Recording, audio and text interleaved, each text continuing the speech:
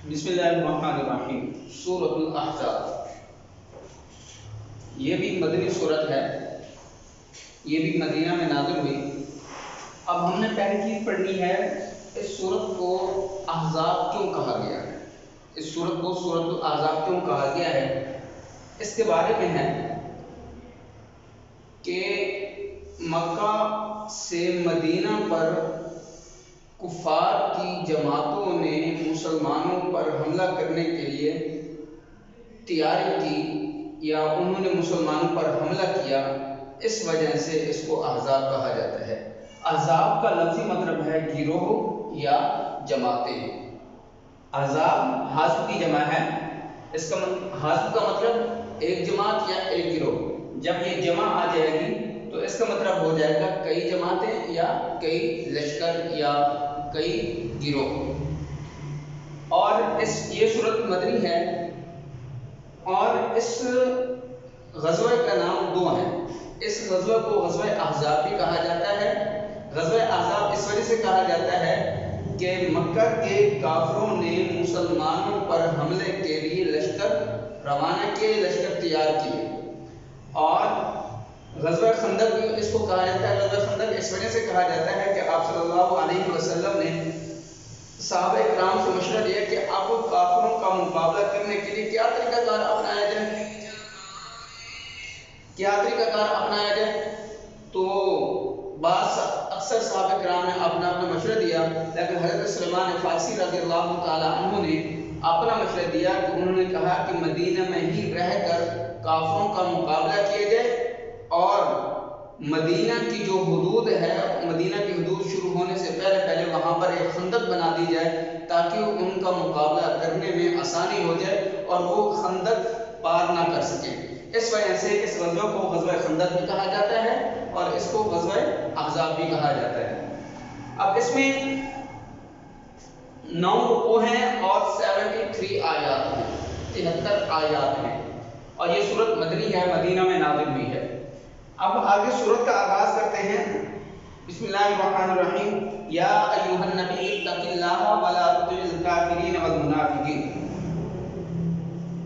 اور ان اللہ کان علیما حکیما واتبع ما یوحی الیک من ربک۔ اب یہ والے دو الفاظ ہیں،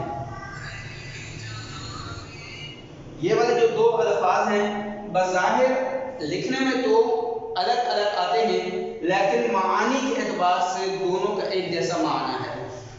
اس کا مطلب ہے اطاعت کرنا یا فرما برداری کرنا۔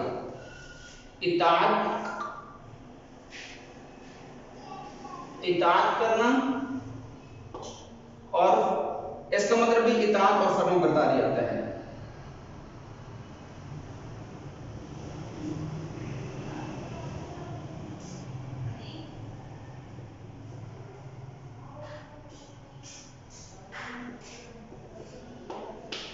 اطاعت فرما برداری بھی، اطاعت یا پیروی کرنا، یہ ان دونوں الفاظ کے ایک جیسا معنی ہے۔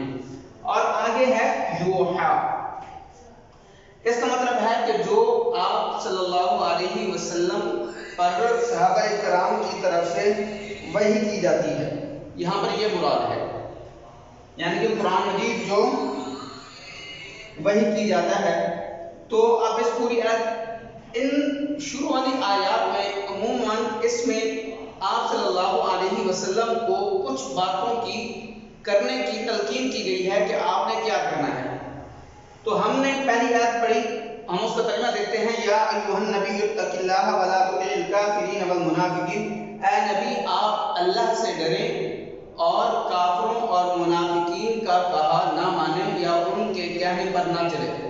اب اس میں بات یہ تھی کہ آپ صلی اللہ علیہ وسلم لوگوں کو اللہ کے در پر لانا چاہتے تھے۔ آپ صلی اللہ علیہ وسلم کی خواہش تھی کہ لوگ سارے خداؤں کو چھوڑ کر صرف اللہ کی عبادت کریں۔ کفار مشرکین ان کو یہ بات ناپسند تھی، انہوں نے آپ صلی اللہ علیہ وسلم کو کئی مرتبہ کہا کہ آپ ہمارے خداؤں کو برا برا نہ کہیں۔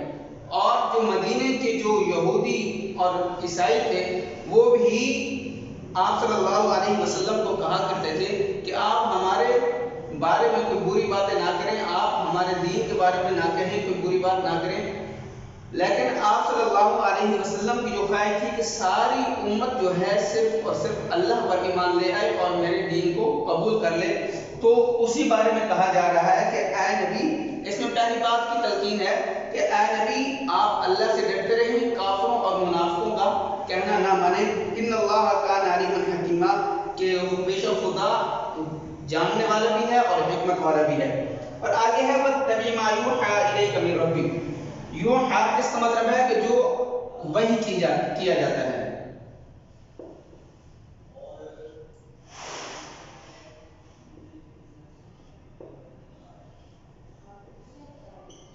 وحی سے مراد یعنی جو قرآن مجید یا دوسرے جو قرآن اللہ رب العزت کی طرف سے دین کے احکامات اتارے جاتے ہیں، فرمایا کہ صرف آپ اسی کی پیروی کریں۔ اب اس کا ترجمہ دیکھیں، وَاتَّبِعْ مَا یُوحَىٰ إِلَيْکَ مِن رَبِّکَ، کہ آپ اس چیز کی پیروی کریں جو آپ کی طرف آپ کے خدا کی طرف سے وحی کی جاتی ہے۔ ان اللہ کان بما تعملون خبیرا، بے شک خدا سب کاموں کی خبر رکھنے والا ہے۔ اور دوسری بات، یہ دوسری بات تھی جس کی آپ صلی اللہ علیہ وسلم کو تلقین کی گئی، اور تیسری بات جو آپ صلی اللہ علیہ وسلم کو تلقین کی گئی کہ اس پر بھی آپ عمل کریں، وہ کیا ہے؟ وَتَوَکَّلْ عَلَى اللَّهِ، کہ آپ اللہ پر بھروسہ کریں۔ وَكَفَىٰ بِاللَّهِ وَكِيلًا، وَكَفَىٰ جو ہے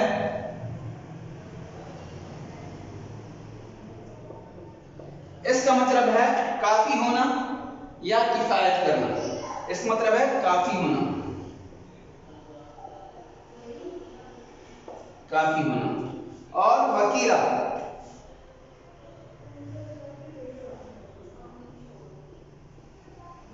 وکیلا اس کا مطلب ہے کارساز، سے اس کا مطلب ہم کرتے ہیں کارساز، لیکن آسان الفاظ میں اس کو کہتے ہیں کہ ہمارے کاموں کو آسان کرنے والا، ہمارے کاموں کو آسان کرنے والا۔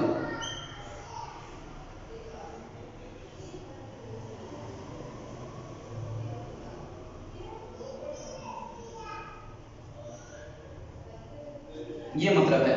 اب اس کا ترجمہ کیا ہوگا؟ وَكَفَىٰ بِاللَّهِ وَكِيلًا، خدا ہی کافی ہے اور کارساز ہے، یا خدا ہی کفایت کرنے والا ہے اور ہمارے کاموں کو آسان کرنے والا ہے، یہ مطلب بھی آپ کر سکتے ہیں۔ اب اگلی آیت جو ہے مَا جَعَلَ اللَّهُ لِرَجُلٍ مِّن قَلْبَيْنِ فِي جَوْفِهِ، یہ جو آگے چوتھی آیت شروع ہو رہی ہے، اس میں اس کا پس منظر ہے۔ پس منظر کیا ہے؟ پس منظر یہ ہے کہ مدینہ کے اندر روایت تھا کہ جو آدمی تھوڑا بہت ذہین ہوتا، اس کا قوت حافظہ تیز ہوتا، تو کہتی کہ اس کے دل کے اندر اس کے سینے میں 2 دل ہیں۔ تو ایک آدمی تھا تو وہ تھوڑا بہت ذہین تھا اور وہ اپنے آپ کو کہتا تھا کہ میرا ذہن اس وجہ سے تیز ہے کہ میرے سینے میں 2 دل ہیں، اور کہا کرتے تھے کہ جس کے سینے میں 2 دل ہوتے ہیں وہ بہت زیادہ ذہین ہوتا ہے۔ اللہ نے ان کی اس بات کا انکار کیا، یہ اس طرح کبھی بھی نہیں ہو سکتا۔ جعل اس کا مطلب ہے بنانا، بنانا۔ قلبین، یہ قلب کی جمع ہے،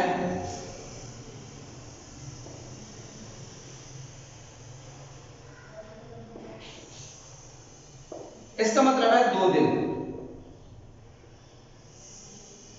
2 دل۔ جوف، اس کا مطلب ہے، اس کے مطلب سینہ بھی آتا ہے،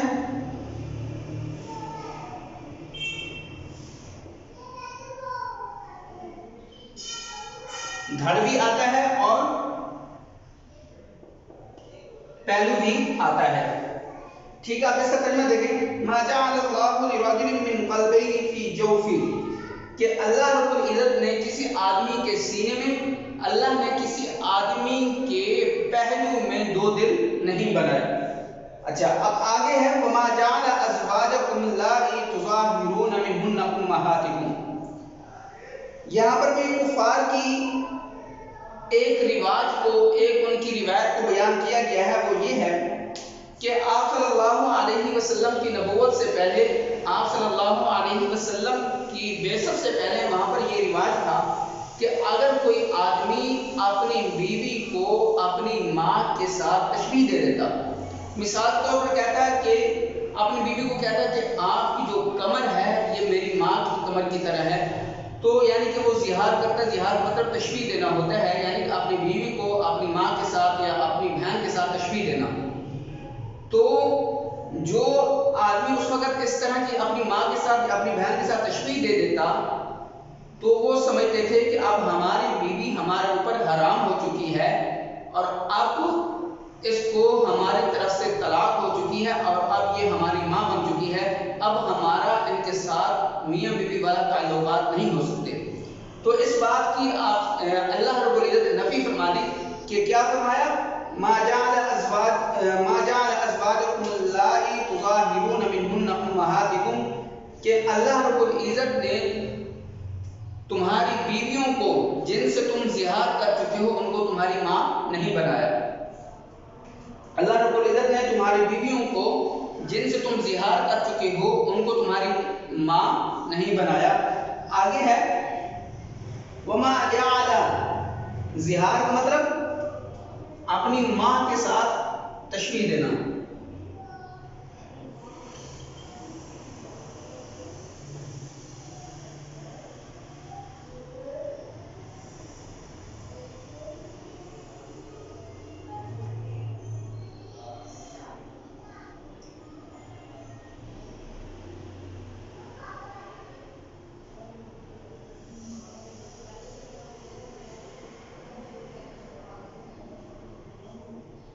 تشبیہ دینا. امہاتکم تمہاری ماں.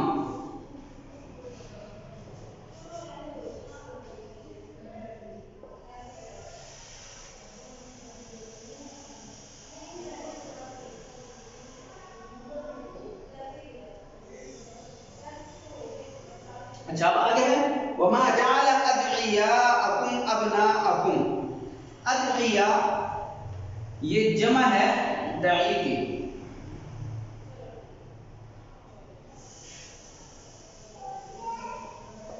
داعی اس کا مطلب ہے منہ بولا بیٹا. ادعیاء داعی کی جمع ہے، اس کا مطلب ہے منہ بیٹا. اس کا بھی پس منظر ہے. پس منظر یہ ہے کہ آپ صلی اللہ علیہ وسلم کی نبوت اور آپ کی بعثت سے پہلے وہاں پر کافروں میں یہ روایت تھا کہ اگر کوئی آدمی کسی کو اپنا منہ بولا بیٹا کہہ دیتا تو اب وہ جس کو اس نے منہ بولا بیٹا بولا ہے وہ اس کا اصلی بیٹا شمار کیا جاتا. جس طرح انسان کے اپنے حقیقی بیٹے کے اندر میراث چلتی ہے اپنے حقیقی بیٹے کی بیوی سے، جیسے یعنی کہ سسر کا اپنی بہو سے نکاح کرنا جیسے حرام ہے، تو وہ لوگ سمجھتے تھے جیسے منہ بولے بیٹے کی بیوی ہوگی اس کے بیوی کے ساتھ بھی سسر کا نکاح کرنا حرام ہے. تو قرآن نے اس بات کی بھی نفی کر دی کہ اس طرح نہیں ہو سکتا، کہ جو تمہارے منہ بولے بیٹے ہیں وہ تمہارے کبھی بھی خونی بیٹے نہیں ہو سکتے، تمہارے کبھی بھی سگے بیٹے نہیں ہو سکتے. اور افواہ اس کا مطلب ہے منہ، یہ جمع ہے. سبیل. اچھا اب اس کا ترجمہ دیکھیں. وما جعل ادعیاءکم ابناءکم، نہیں بنایا تمہارے منہ بولے بیٹوں کو تمہارا بیٹے. ذالکم قولکم بافواہکم، یہ تمہاری منہ کی باتیں ہیں. ذالکم قولکم بافواہکم، یہ تمہارے منہ کی باتیں ہیں. سبیل اس کا مطلب ہے راستہ. راستہ. واللہ یقول الحق وهو یہدی السبیل، اور اللہ حق فرماتا ہے یا اللہ سچ بات کہتا ہے اور یہی سیدھا راستہ دکھاتا ہے یا یہی سیدھے راستے پر لانے والا ہے. اچھا آگے ہے ادعوہم لآبائہم هو اقسط عند اللہ. ادعو اس کا مطلب ہے کہ تم بلاؤ.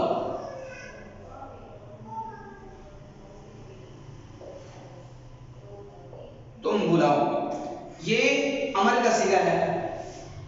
अच्छा, लिआबाइहिम अक्सतु, अक्सतु इसके भी दो मतलब हैं। एक मतलब है ज्यादा,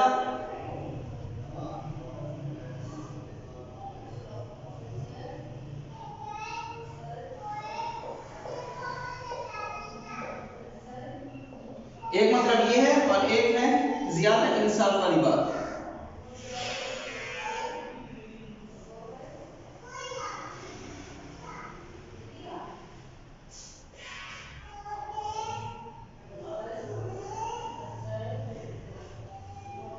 वाली बात।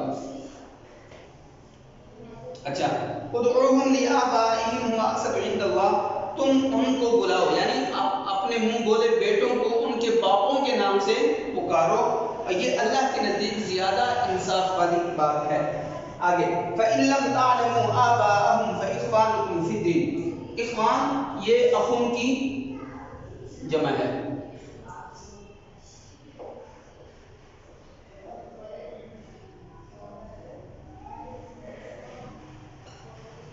मानी इसका है भाई,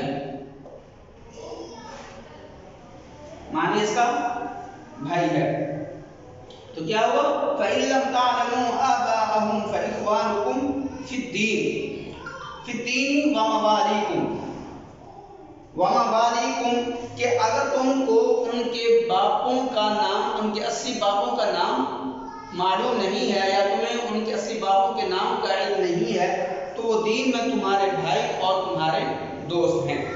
फरमाया वलैसा अलैकुम जुनाहुन फीमा अख़्तअतुम बिही,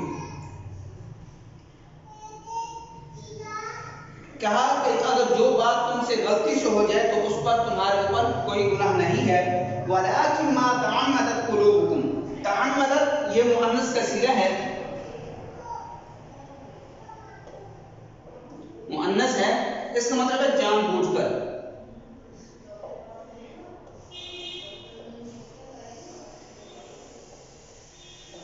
जानबूझकर भी इसका मतलब आ सकता है, या इरादे के साथ भी इसका मतलब आ सकता है।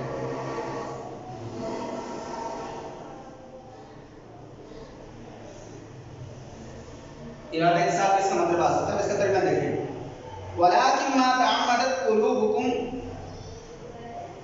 जो तुम सिद्क के दिली से, यानी या तुम अपने दिल के इरादे से या तुम जानबूझकर इस तरह करोगे तो उस पर तुम्हारे ऊपर गुनाह होगा। वकान अल्लाहु गफूरर रहीमा, बेशक अल्लाह बख्शने वाला और मेहरबान है। ये कुछ आयत हमने आज पढ़ी हैं, ये आयत हमने पहले भी आपको पढ़ाई थी, आपकी याद दहानी के लिए ये आयत दोबारा आपको पढ़ाई जा रही है, ताकि आप इसको आसानी के साथ, बहुत ईजी होकर इसको आसानी के साथ याद कर सकें। शुक्रिया।